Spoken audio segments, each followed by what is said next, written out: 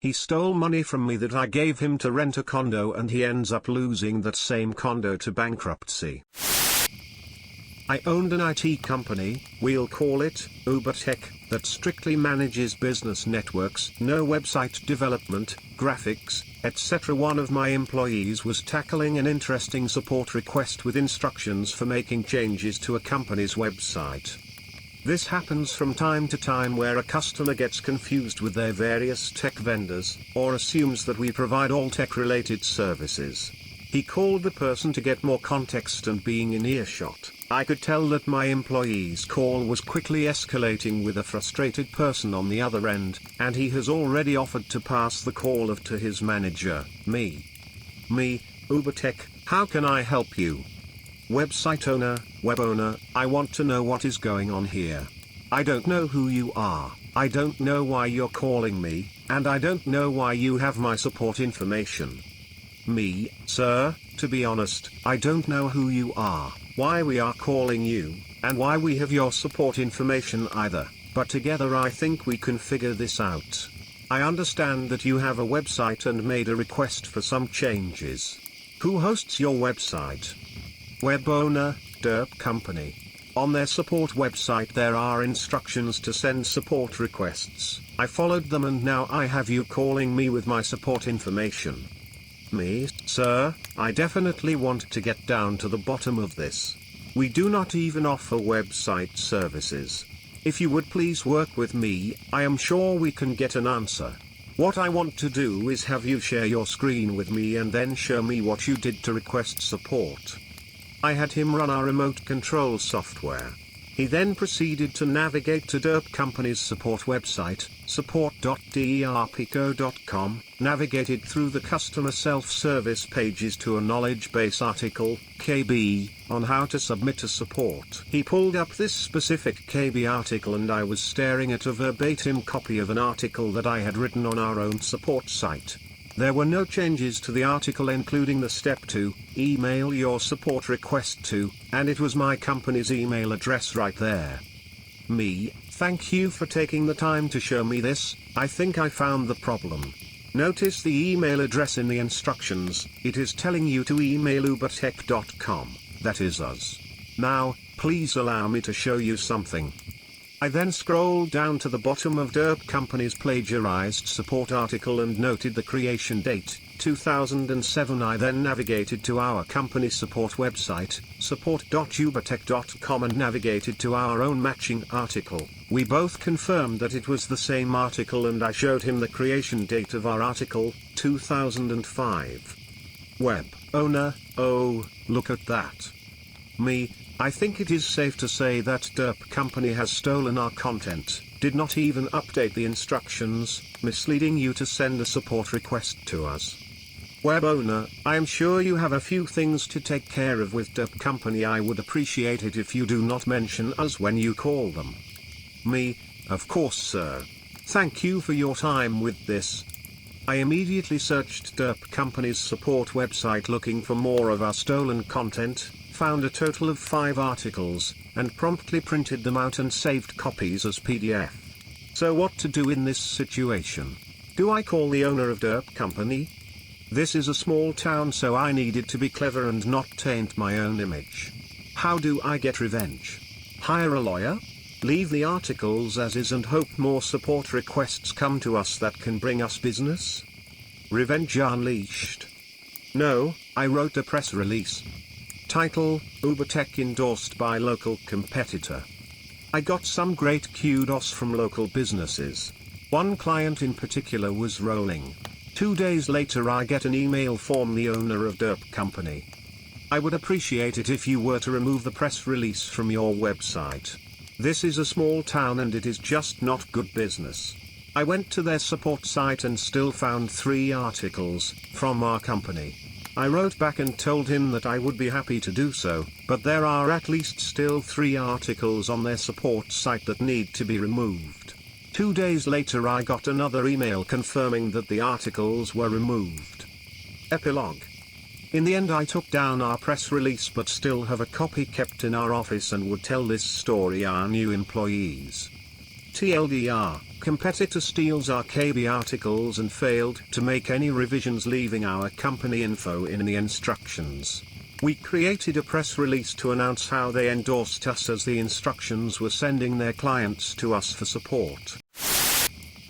I found this guy on Craigslist a few years ago. I like renting condos from private owners as opposed to renting apartments.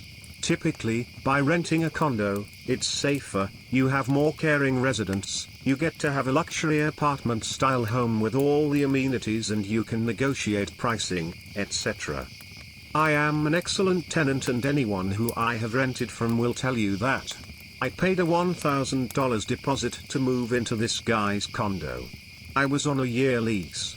He lives in another state, but we were on the same time zone. On month 8 of my lease, I came home to a door that wouldn't open. I couldn't get the door unlocked. I had 2 keys on me. As much as I tried to turn them, I couldn't. One of the keys even broke in the lock. I waited 2 hours. I called, texted, and emailed my landlord, and he did not pick up.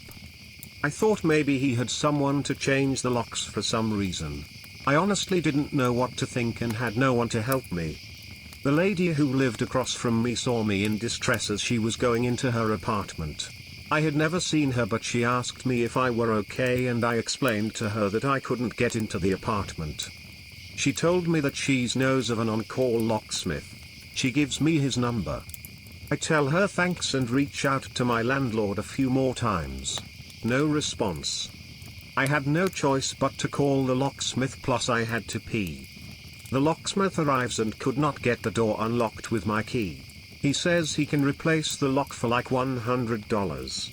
I told him I was renting a condo and couldn't get in touch with the owner and didn't know when would be the next time I could get in touch with him. After he took the lock off, he told me it was faulty. So he replaced the lock. I told the landlord this via email and text and voicemail, and told him that I could send him copies of the keys if he wanted. Okay, so fast forward to the end of my lease. I demand that he does a walkthrough with me. He said he wouldn't. I told him that if he didn't do a walkthrough, I would be notifying the condo office, as he did not have permission to sublease by the association. He then had a friend to serve as his proxy to come meet me and walk through the unit. The place was spotless. I know how to clean. I took multiple photos and videos and showed his proxy, who is a police officer, the unit. Actually, they are both police officers who used to work together. We both literally tested all the appliances, faucets, checked the blinds, carpets, hardwood, everything. His proxy gave me the okay and said that everything looked great. I give his proxy the keys and later that night left for my new city. So fast forward to a month later, I haven't heard from him about my deposit.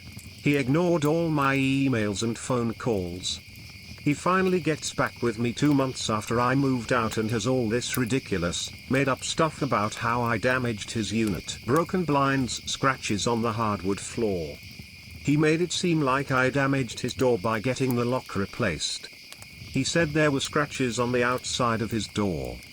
Rust here and there, broken dishwasher, broken sink, broken dryer, oven was broken. SMH, just all lies. I would never leave a unit in that condition. He sent me an itemized list of all the charges that magically came out to be $1,000. The same as my deposit. He was always planning to keep my money.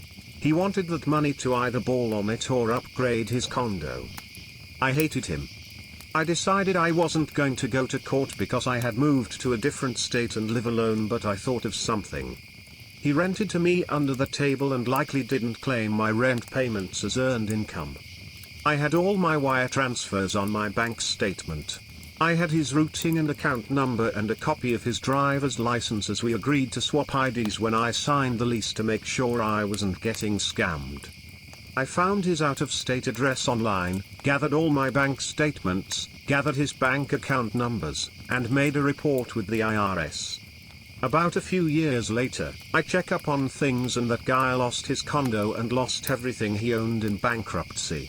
I paid for and downloaded his court records and saw proof that he lost everything including his condo and cars and had his bank accounts seized.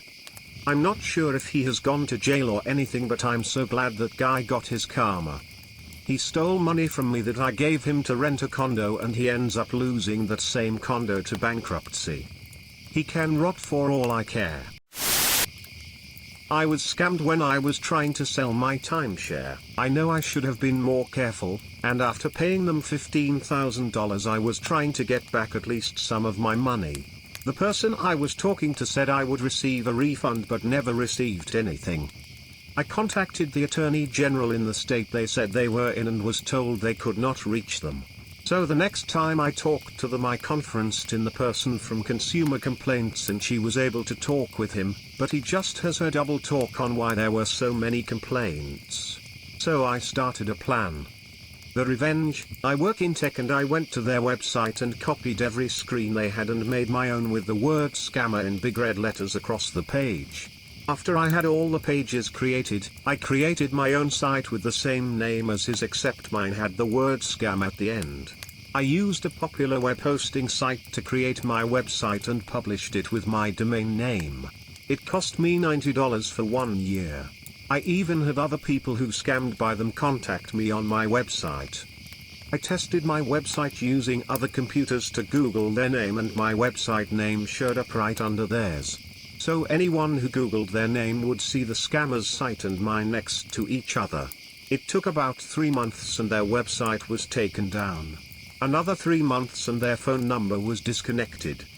So, I basically put them out of business because they would not refund any money from me. I would have been happy with $5,000 refunded and consider the $10,000 a lesson learned. Still do not know what happened to them, but about 1 year later I got a call from another company somewhere else, but it had the exact same setup. I just ignored them. Lesson learned. Thank you for listening to Campfire TTS. Please like, comment, and subscribe.